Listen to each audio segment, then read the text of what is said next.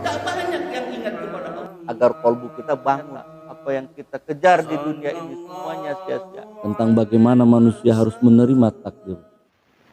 Bismillahirrahmanirrahim. Walladzi yusayyurukum fil barri wal bahr. Dialah Allah yang menjadikan kamu dapat berjalan di daratan dan berlayar di lautan. Hatta idza kuntum fil fulk, sehingga ketika kamu berada di dalam kapal. Wa jarayna bihim birihin thayyibah, dan engkau dapati meluncur kapal itu membawa mereka dengan tiupan angin yang baik. Wa farihu biha, kalau anginnya baik, lautnya tenang, gembira. Kalbunya gembira, hatinya. Nah, pemandangan laut itu. Ja'at harihun 'asif wa ja'ahumul mawju min kulli makan wa dhannu annahum uhita bihim. Nah, seketika tiba-tiba datanglah badai dan gelombang menimpa dari segenap penjuru, dan mereka telah mengira telah terkepung bahaya.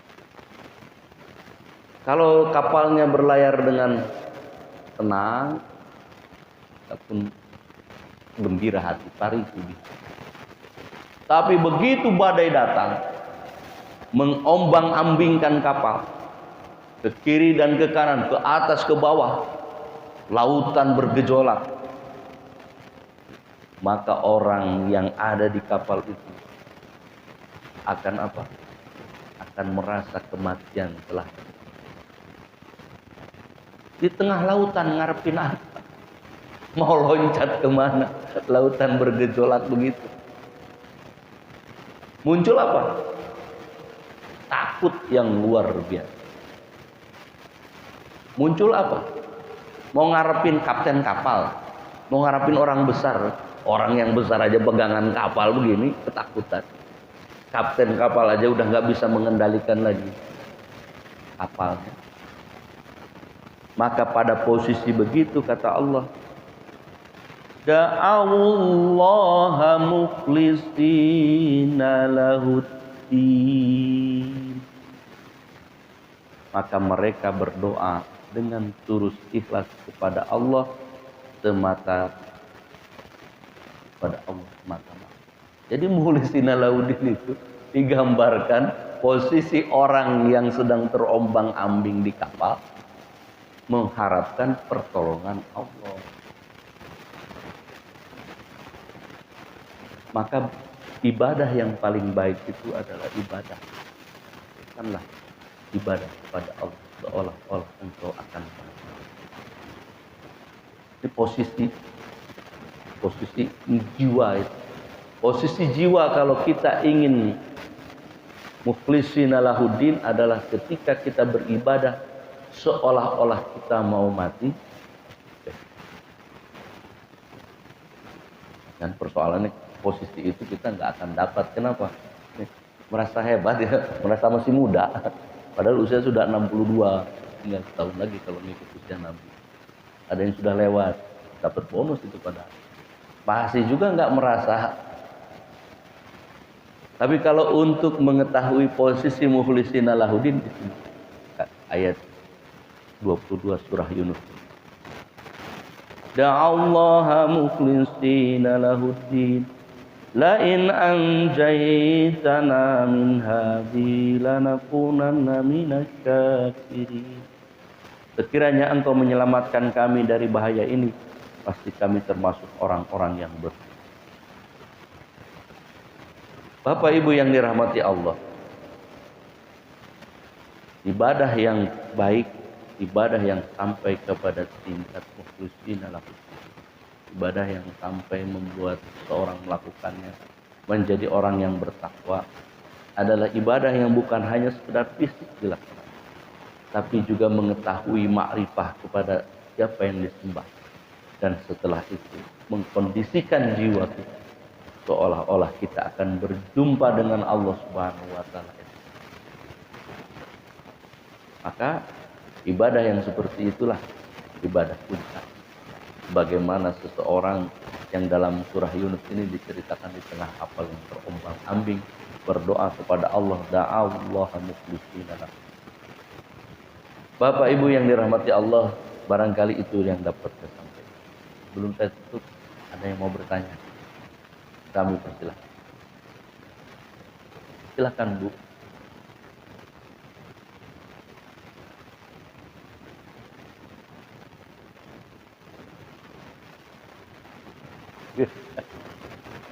Bagaimana menahan amarah itu memang luar biasa. Rupanya masih ingat bab itu. Bab nafsul amarah. Kalau dalam ilmu tasawuf, menahan amarah itu atau apapun bentuk kemaksiatan, kelemahan manusia itu diatasi sebagaimana memotong rumput. Bukan dipotong rumput yang tingginya, tapi dicabut katanya. Jangan motong rumputnya. Kalau motong rumputnya nanti makin banyak. Kiat di dalam ilmu tasawuf, kiatnya itu yang paling baik itu adalah mencabut. Jadi memang nafsu amarah itu harus dihilangkan, dicabut. Caranya bagaimana? Caranya berzikir kepada Allah. Banyak-banyak berzikir. Nah, kalau dalam hadis Nabi dikatakan, kalau engkau marah, maka ambillah air wudhu. Wudhu. Karena marah itu merupakan esensi dari api. Wudhu. Masih juga emosi, duduk. Kalau marah kita lagi tinggi, ambil wudhu. Masih emosi, duduk. Masih emosi, berbaring. Jadi jangan melakukan tindakan di kala marah. Jangan mengeluarkan kata-kata emosi, kata-kata di dalam kemarahan. Karena ketika keluar kata-kata saat kita emosi, maka nanti akan kita sehat. Apalagi kalau sekarang musimnya divideokan kan, emosi divideokan. Penjahat-penjahat hari ini yang di pengadilan itu adalah mereka yang sudah menyesal. Ada kasus pembunuhan itu. Oh begini dan nyesal. Gimana lagi? Emosi yang diperturutkan, maka timbulnya penyesalan. Oleh karena itu kiat yang paling baik adalah ambil wudhu, duduk. Masih emosi, tidur berbaring. Jadi jangan dihadap.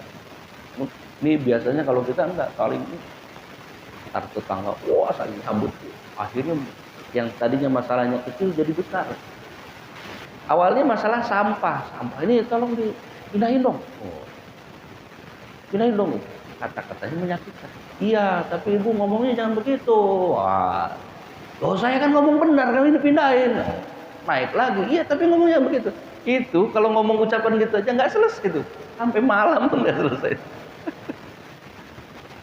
Maka yang paling baik itu untuk emosi-emosi seperti itu berwudhu. Selesaikan masalah yang sepele itu dengan cara berpikir yang baik. Nggak perlu dikembangkan. Tapi kalau dikembangkan akan muncul penyakit yang lain. Marah yang dipelihara disebut apa? Dendam.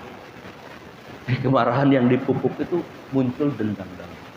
Dan itu penyakit yang lebih berbahaya lagi dari hanya sekedar marah, dendam. Karena dendam itu yang dipelihara, jatuhnya jadi berapa turunan? 7 turunan. Dendam sama dia 7 turunan. Padahal masalahnya sepele. Karena emosi dipelihara, emosinya menjadi dendam. Dendam yang dipelihara menjadi akut. Dan itu melelahkan. akan mempengaruhi yang lain. Ini contoh paling konkret. Ini kan bisa kita angkat. Kan bisa kita angkat. Kalau inilah misalnya dendam kita bisa kita tanggung. Cuman beginilah selama berapa jam kita sama-sama. Jadi dendam yang kita pelihara lama-lama akan membuat jiwa kita lelah. Ini pegel ini. Sejam 2 jam masih bisa, tapi 3 jam 4 jam 24 jam pegel Pak. Maka suami sama istri jangan dipelihara dendam. Ingat aja lah waktu bulan madu. Lagi bulan madunya diingat, jangan yang lagi sekarang. Kalau sekarang kan banyak tuh problem. Di awal-awal dulu yang ingat gitu, saat berbahagia. Kalau sekarang maafkan. Sebenarnya memaafkan itu kata para ulama, memaafkan itu sesungguhnya adalah mengobati jiwa. Maka dengan memaafkan engkau membersihkan beban yang ada. Oleh karena itu, untuk mengobati secara keseluruhan, maka cabut persoalan. Apa akar persoalan? Apa persoalannya kembali kepada lupa kita kepada Tuhan. Maka dari itu banyak pagi ini mari kita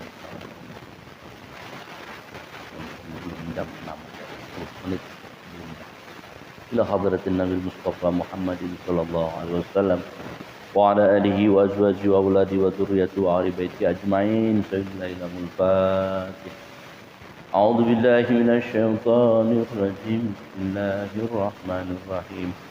Alhamdulillahi rabbil alamin arrahmanir rahim maliki yaumiddin.